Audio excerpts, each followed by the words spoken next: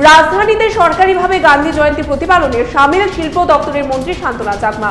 গান্ধীজির বিচক্ষণ নেতৃত্বের জন্যই জাতীয়তাবাদী আন্দোলন গতিপ্রাপ্ত মিছিল দাবি করলেন বা গতিপ্রাপ্ত হয়েছিল বলে দাবি করলেন মন্ত্রী শান্তনা চাকমা।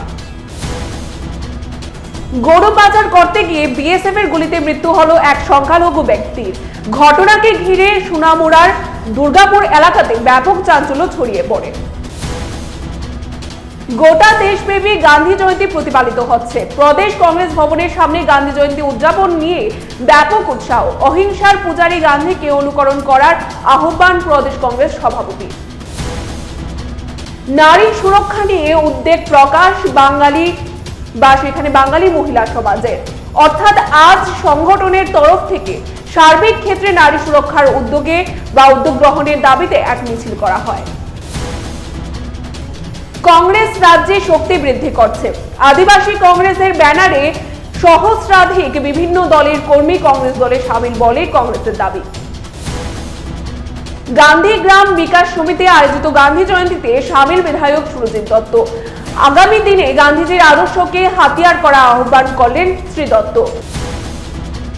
বিলোনিয়াতে স্নান করতে গিয়ে পুকুরের জলে ডুবে মৃত্যু এক ইট ভাটা শ্রমিকের। ব্যাপক চাঞ্চল্য তৈরি হয়েছে গোটা এলাকা জুড়ে। দক্ষিণ জেলার চুরি সহ অসামাজিক কার্যকলাপ ঊর্ধ্বগতিতে। বরপাথারিতে মোবাইলের দোকানে হানা দিল চোরের দল। 4 লক্ষাধিক টাকার মোবাইল চুরি করে বলে দাবি মালিকের। মহারাজা বীর বিক্রম বিমানবন্দরে গান্ধী জয়ন্তী উপলক্ষে অভিনব আয়োজন। আবরণ উন্মোচন করা হলো পরবর্তী সময়ে গান্ধীর জীবনের উপর তৈরি করা ফটো গ্যালারি। গান্ধী জয়ন্তীতে ইন্টিগ্রেটেড ইউথ অফ ত্রিপুরার উদ্যোগে গুচ্ছ কর্মসূচি। করোনাকালীন সময়ে যোদ্ধাদের সম্মানিত করার পাশাপাশি দরিদ্র নারায়ণ সেবা সহ গান্ধী মূর্তি পাদদেশে সংস্থার উদ্যোগে প্রদীপ প্রজ্বলনের কর্মসূচি রয়েছে।